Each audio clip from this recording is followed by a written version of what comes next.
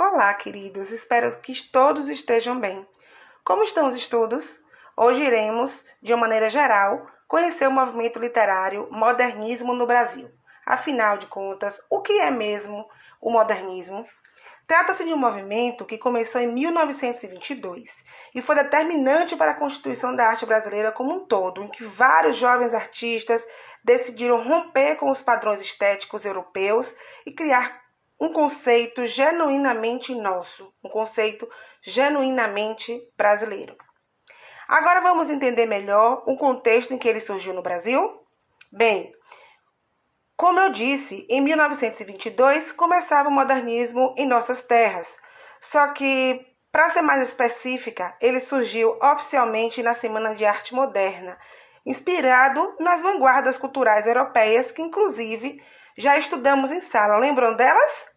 A Semana de Arte Moderna, que começou em São Paulo, significou a ruptura com os modelos artísticos convencionais, aqueles modelos que determinavam a produção artística até aquela época, porque os artistas daquela época começavam a trabalhar de uma forma inovadora e muito mais original. Com isso, o país tentava conquistar sua independência cultural, se desvinculando da forma artística que nos era ditada, digamos assim. O modernismo durou várias décadas e estudiosos o dividiram em 3 fases. Pois bem, a primeira fase do modernismo, popularmente conhecida como fase heróica, durou de 1922 até 1930. Este período foi a época de renovação estética e quebra dos padrões artísticos estabelecidos ao longo de séculos. O pessoal pensou assim: acho que a gente precisa dar uma repaginada na nossa arte. Por que vamos ficar reproduzindo a arte de fora? Vamos fazer do nosso jeitinho.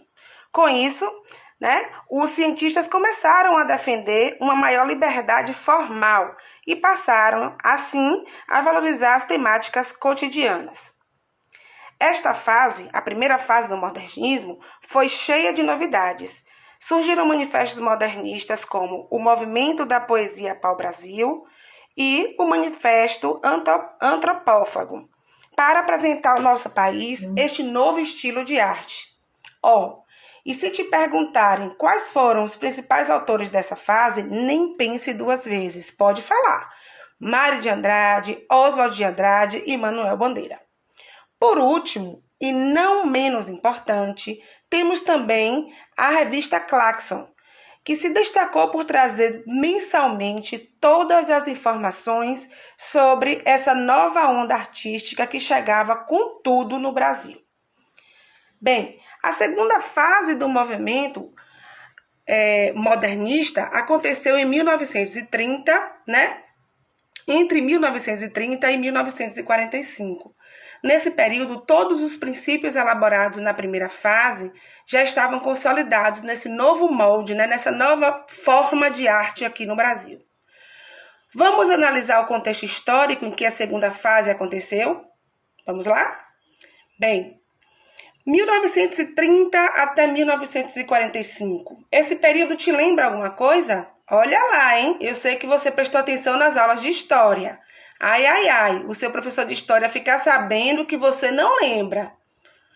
Pois bem, essa etapa aconteceu no fim da Era Vargas, logo no fim da política café com leite. Aquele acordo que determinava que os presidentes da República ficavam revezando entre políticos de São Paulo e Minas Gerais. Lembram? Refresquei a sua memória? A segunda fase também aconteceu na época da Segunda Guerra Mundial, que durou de 1929 até 1945. Por isso, muitos poemas abordaram os efeitos desse evento sobre o homem da época. Pois bem, uma vez contextualizados esses eventos históricos, podemos entender melhor como esta segunda fase se manifestava. A geração de 30, como era chamada, mostrava como era a realidade cotidiana de algumas regiões do país, principalmente o Nordeste, apresentando seus problemas sociais. É claro que não podemos esquecer dos principais nomes que estamparam esta fase: Graciliano Ramos e Jorge Amado na prosa, e Carlos Drummond de Andrade, Vinícius de Moraes e Cecília Meirelles na poesia. Agora você já sabe, Quando uma questão abordar um desses incríveis autores, você vai imediatamente saber que se trata da segunda fase do modernismo, marcada por acentuado engajamento político e social por parte dos artistas daquela época. Pois bem, espero que tudo esteja esclarecido até aqui, porque passaremos agora para a terceira fase, hoje mais conhecida como pós-modernismos. Pós-modernismo. Muitos especialistas afirmam que o modernismo continua se reinventando até hoje por meio dos seus ecos, enquanto outros costumam dizer que a terceira fase vai de 1945 a 1980. De qualquer forma, esse período é marcado por uma pluralidade de formas estéticas e experimentalismo linguístico.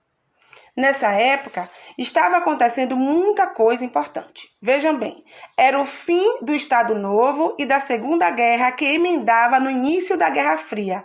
Imagina a cabeça desses artistas. Quanta coisa que passava, hein?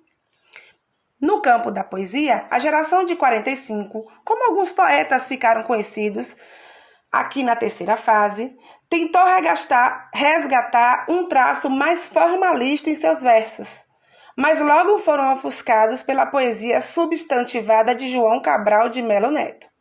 No campo das narrativas, destacam-se Guimarães Rosa e Clarice Lispector.